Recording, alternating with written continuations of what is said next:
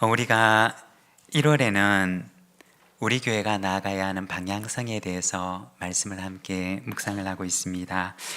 2025년 올해 우리 교회는 회복이라고 하는 방향성을 잡아서 나아갑니다.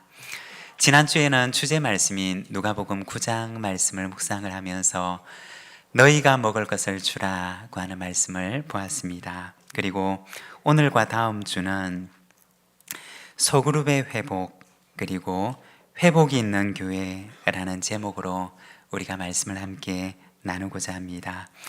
2025년 이 한 해 우리 개인의 삶에, 그리고 우리의 가정에, 일터에, 그리고 교회에, 우리가 살아가는 삶의 모든 현장 속에 하나님의 회복이 임하는 복된 한 해가 되시기를 바랍니다. 오늘은 우리가 사도행전 2장 말씀을 함께 읽었습니다. 오늘 말씀을 통해서 소그룹의 회복이라고 하는 제목으로 함께 말씀을 묵상하고자 합니다. 오늘 읽은 말씀에서는 교회라고 하는 공동체가 세상 속에 처음 그 모습을 나타내던 그 모습을 보여주고 있습니다. 43절 말씀을 보게 되면 사람마다 두려워하는데 사도들로 말미암아 기사와 표적이 많이 나타나니 라고 합니다. 여기 보면 두려워하다 라고 하는 말이 나오는데, 이 말은 공포심을 의미하는 것이 아니라 경외감을 말하는 것입니다. 하나님에 대한 공포를 말하는 것이 아니라 하나님에 대한 경외감이 그 안에 생겨나게 되었던 것을 말하는 것입니다. 그러니까 정말 하나님이 살아계시는구나, 진짜 하나님이 살아계시는구나 라고 하는 경외감이 그들 가운데 일어나게 되었던 것입니다. 이러한 하나님에 대한 경외감, 경외심이 바로 교회가 출발하게 되었던 첫 출발점이 되었다는 것입니다. 예전에 어느 한 세미나에서 소그룹에 대해서 강의를 들은 적이 있습니다. 소그룹 혹은 이 셀이 부흥을 하려면 제일 중요한 것이 있는데, 그것은 바로 모이는 그 모임 속에 살아계시는 하나님께서 우리와 이 시간 함께 계신다 라고 하는 하나님의 임재의식, 하나님의 현존에 대한 그들의 믿음이 바로 그 소그룹 공동체, 그 셀 그룹의 승패를 좌우한다 라는 이야기를 들은 적이 있습니다. 아무리 모이면 재미있고 즐거워도 살아계신 하나님께서 지금 이곳에 우리와 함께 계신다라고 하는 그 임재에 대한 믿음이 없으면 그 공동체는 영적인 공동체가 될 수가 없다는 것입니다. 생명력을 가지고 있는 공동체가 될 수가 없다는 것입니다. 그냥 그저 모이면 재미있고 즐거운 공동체, 그 이상도 이하도 되지 못한다는 것입니다. 오늘 말씀에도 보면 처음에 이 세상 속에 교회라고 하는 공동체가 시작되었을 때 여기에 보면 그들 가운데는 하나님에 대한 두려움, 하나님에 대한 경외심, 하나님의 살아계심에 대한 경외하는 마음들이 그들 속에 일어났던 것을 보여줍니다. 바로 거기에서 영적인 공동체가 시작되는 것입니다. 그리고 사도들을 통해서는 기사와 표적들이 나타나는데, 기사와 표적이라고 하는 것은 오늘날 우리말로 얘기를 하면 기적을 말하는 것입니다. 그러면 이 기적들이 사도들을 통해서 나타났는데, 그러면 사도들이 훌륭해서 이 사도들을 통해 기적들이 나타났던 것일까요? 사도들이 어떤 다른 사람들과는 비교할 수 없는 개인적인 탁월함을 지니었기 때문에 그들 속에 이러한 기적들이 나타났던 것일까요? 사실 이 기사와 표적들은 그것이 목적하는 바가 있었는데, 그리고 그것이 기능하는 기능이 있었는데, 그것은 바로 교회 공동체가 처음 시작할 때 그 공동체를 이끌어갈 수 있는 구심력이 될 수 있도록, 리더십을 발휘할 수 있도록 하나님께서 이 사도들을 통해서 특별한 역사들을 나타내셨다는 것입니다. 하나님께서 기적과 이사를 통해서 이 사도들의 권위를, 그들을 통해서 교회가 세워질 수 있도록 그들에게 특별한 권위를 부여해 주셨던 사건이었던 것입니다. 공동체 안에는 사실은 이처럼 리더가 참 중요합니다. 리더의 권위에 대한 존중이 있는 곳에 건강한 공동체가 세워지는 것입니다. 여러분, 리더가 된 여러분, 리더 속에 하나님께서 그 공동체를 이끌어갈 수 있는 권위와 능력을 부여해 주시는 줄로 믿습니다. 하나님께서 부여해 주시는 그 권위와 능력을 가지고 하나님의 공동체를 아름답게 이끌어가는 리더의 사명과 청지기의 사명을 잘 감당하는 우리 공동체의 지도자들이 되시기를 바랍니다. 그리고 44절과 45절에 보면 믿는 사람들이 다 함께 있어 모든 물건을 서로 통용하고 또 재산과 소유를 팔아 각 사람의 필요를 따라 나눠주며 라고 합니다. 여기 보면 공동체 가족들끼리 서로의 필요들을 공급하고 나누어주는 모습을 보여줍니다. 고린도후서 8장 9절에 보면 이렇게 말씀을 합니다. 우리 주 예수 그리스도의 은혜를 너희가 알거니와 부요하신 이로써 너희를 위하여 가난하게 되심은 그의 가난함으로 말미암아 너희를 부요하게 하려 하심이라. 이 고린도 후서 말씀을 보게 되면 예수님에 대해서, 그리스도에 대해서 말씀을 하십니다. 그리스도는 어떤 분이셨느냐? 그리스도는 부유하신 분이셨지만 그러나 가난하게 되셨다고 말씀을 하십니다. 그러면 그 가난하게 되신 목적이 무엇이었느냐? 너희를 부유하게 하기 위함이다 라고 말씀을 하십니다. 우리를 부유하게 하시려고 가난해지신 그리스도를 말하는 것입니다. 초대 교회의 나눔과 섬김은 바로 여기에서 시작했던 것입니다. 우리를 부유하기 위해서 가난해지신 그리스도를 본받아 그들 가운데도 그리스도의 그 나눔과 섬김을 실천하고자 했던 것입니다. 여러분, 교회는 어떤 존재일까요? 교회는 그리스도를 닮아가고자 하는 공동체입니다. 예수님의 장성한 분량에 이르기까지 그분을 닮아가고자 하는 공동체가 바로 교회인 것입니다. 여러분, 우리 부산진 교회가 예수님을 꼭 닮은 공동체가 되기를 원합니다. 그래서 세상 사람들이 우리 부산진 교회 성도들을 보게 되면 저 교회는 예수님 같은 사람들이 모여 있는 곳이다 라는 그런 칭찬을 받는 우리 부산진 교회가 되기를 소망합니다.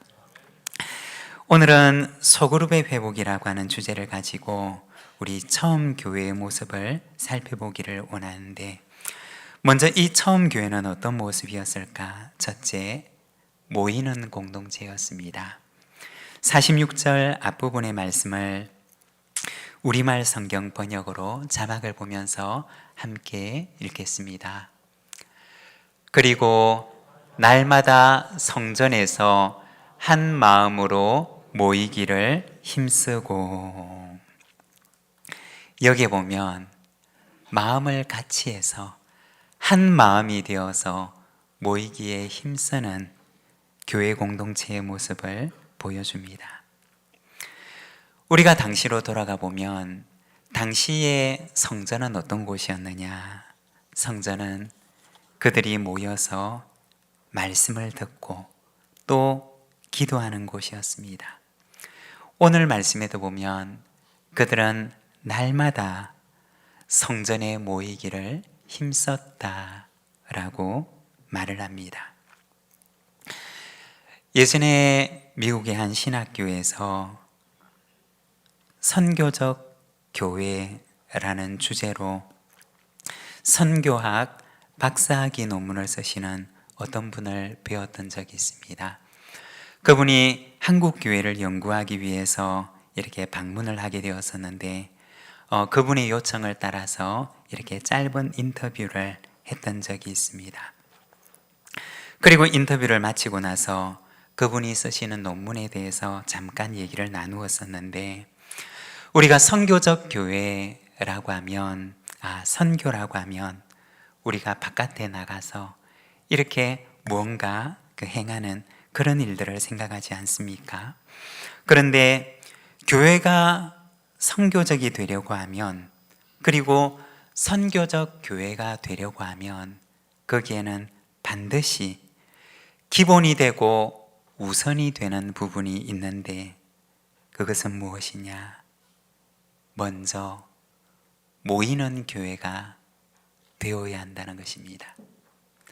나가서 선교적 역할을 하려면 먼저 교회가 모여서 하나님의 말씀으로 무장되고 훈련되는 시간이 반드시 필요하다는 것입니다. 모여서 훈련되지 않으면 나가서도 아무 일도 할 수가 없다는 것입니다. 예전에 제가 어렸을 때 주일학교 공과 공부를 할 때 모이는 교회와 흩어지는 교회라고 하는 공과 제목이 있었습니다. 제가 오랫동안 교회 사역을 하면서 느낀 점은, 모이는 교회가 되지 않고서는 흩어지는 교회도 될 수가 없다는 것입니다. 모여서 말씀을 배우고 모여서 기도하는 시간이 없으면 흩어져서도 아무 일도 할 수가 없다는 것입니다. 모여서 배우고 모여서 하나님의 나라를 위해서 기도할 때 그 사람들이 흩어지면 하나님의 나라를 이루는 하나님의 군사들이 되는 줄로 믿습니다. 여러분, 2025년 이 한 해 먼저 우리가 모이기에 힘씁시다. 모여서 하나님의 말씀을 배우고 모여서 기도하며 먼저 모이는 공동체가 됩시다. 그러면 흩어져서 하나님의 나라를 이루어갈 수 있는 능력도 하나님께서 우리에게 주시는 줄로 믿습니다. 그리고 두 번째는 떡을 떼는 공동체입니다. 46절 뒷부분의 말씀을 우리가 자막을 보면서 같이 봉독하겠습니다. 집집마다 빵을 떼면서 기쁨과 순수한 마음으로 음식을 나누어 먹었습니다. 아멘.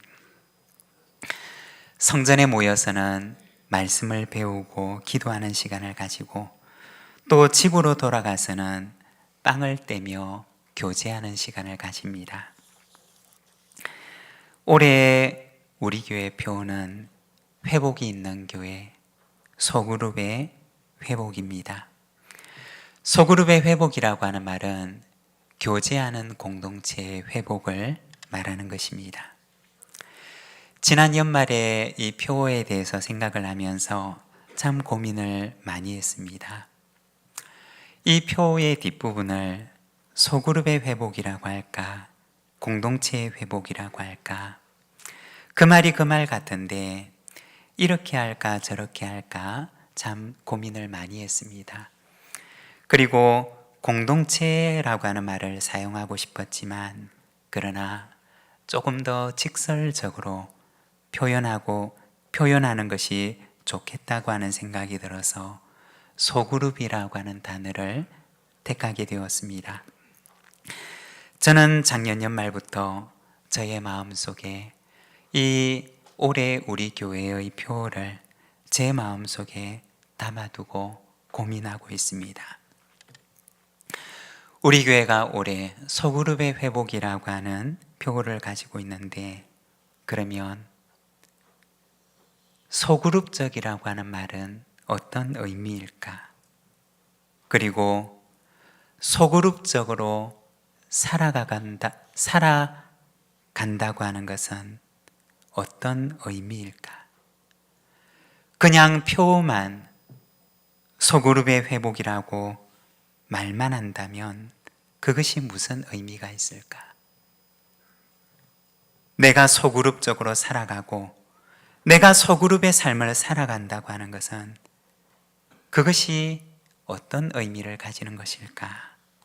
라는 것을 저의 마음속에 담고 또 고민하고 기도하고 있습니다. 소그룹이라고 하는 것은 교제가 일어나는 작은 공간을 말하는 것입니다.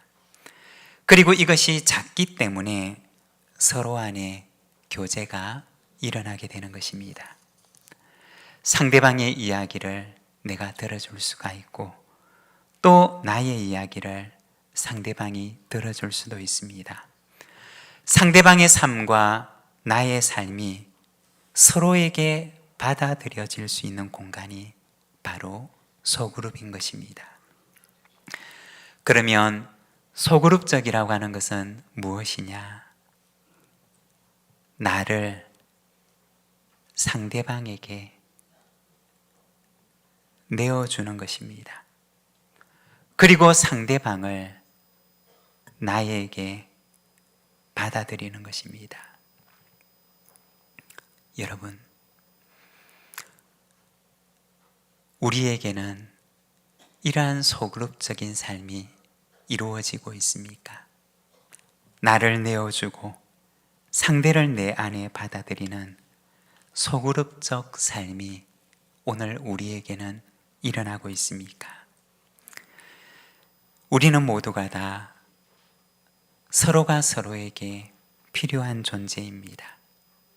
우리는 모두가 다 서로가 필요한 외로운 존재이고 또한 사랑이 필요한 존재입니다.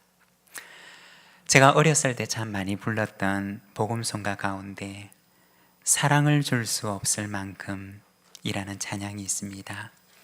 그 찬양을 보게 되면 사랑을 줄 수 없을 만큼 가난한 사람도 없고요, 사랑을 받지 않아도 될 만큼 부유한 사람도 없어요 라고 찬양을 하는데, 여러분, 사랑을 줄 수 없을 만큼 가난한 자도 없습니다. 그리고 사랑이 필요 없을 만큼 부유한 사람도 없습니다. 우리 찬양을 아시는 분이 계시면 우리 같이 기도하는 마음으로 한번 불러보겠습니다.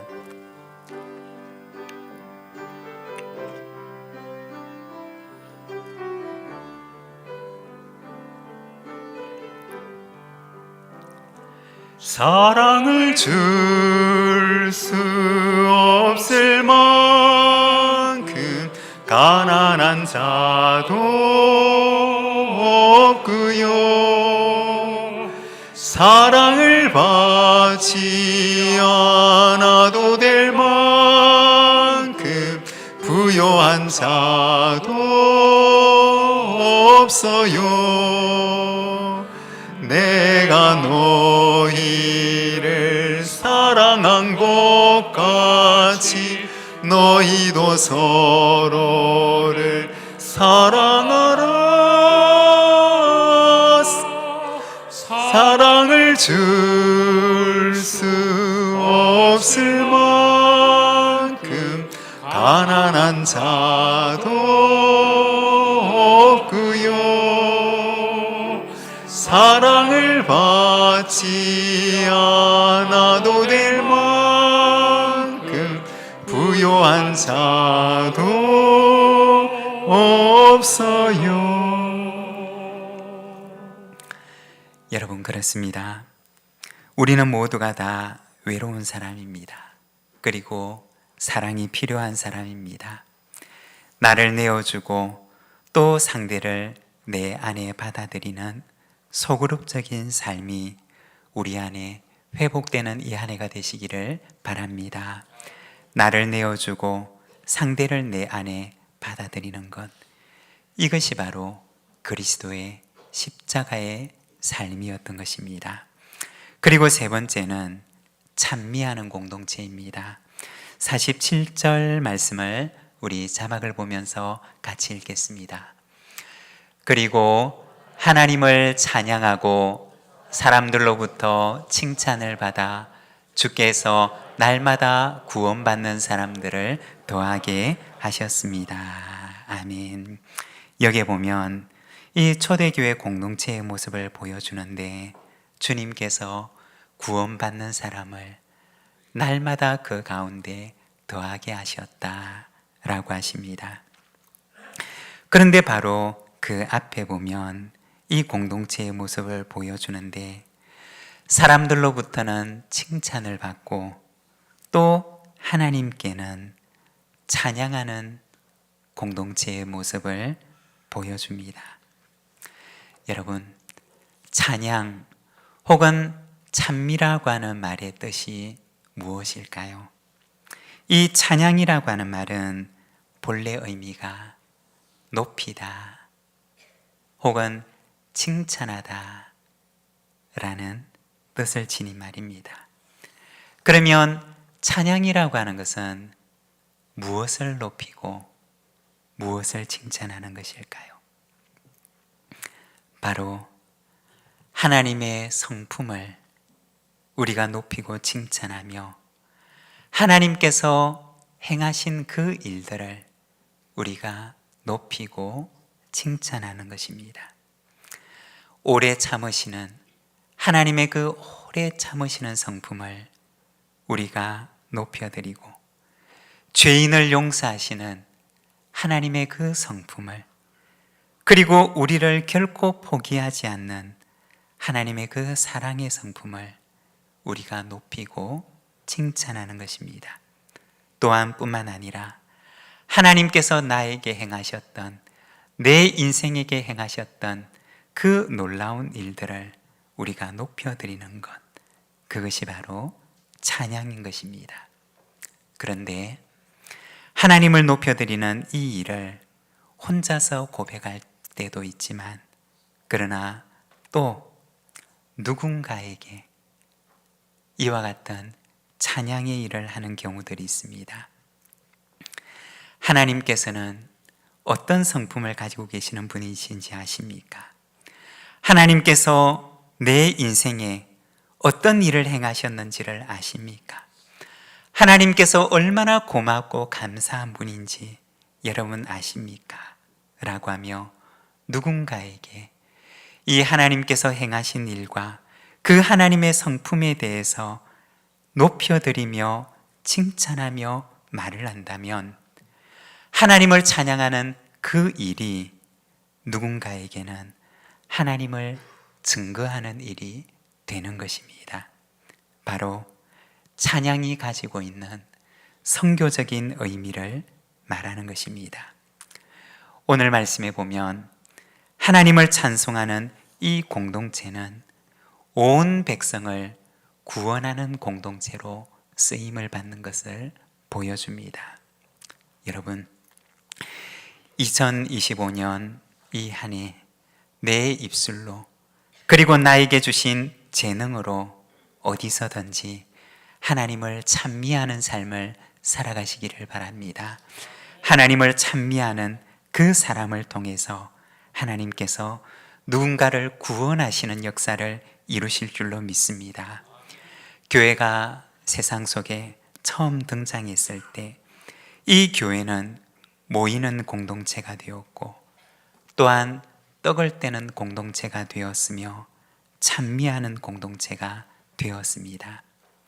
히브리서 10장 25절에 보면, 모이기를 피하는 어떤 사람들의 습관과 같이 하지 말고 오직 권하여 그날이 가까움을 볼수록 더욱 그리하자라고 말씀을 하십니다. 여러분, 2025년 새해 모입시다. 하나님의 말씀을 배우고 함께 교제하며 하나님을 찬양합시다. 하나님께서 우리를 아름다운 공동체로 삼으시고 또 우리 안에 아름다운 공동체적 삶을 회복케 하셔서 하나님을 증언하는 선교의 백성으로 우리를 삼으실 줄로 믿습니다. 이 한 해도 온전한 회복이 우리의 삶 속에, 우리가 살아가는 삶의 현장에 온전히 임하는 복된 한 해가 되시기를 바랍니다. 오늘 우리에게 주신 말씀을 생각하며 우리 함께 기도로서 하나님 앞에 나가겠습니다.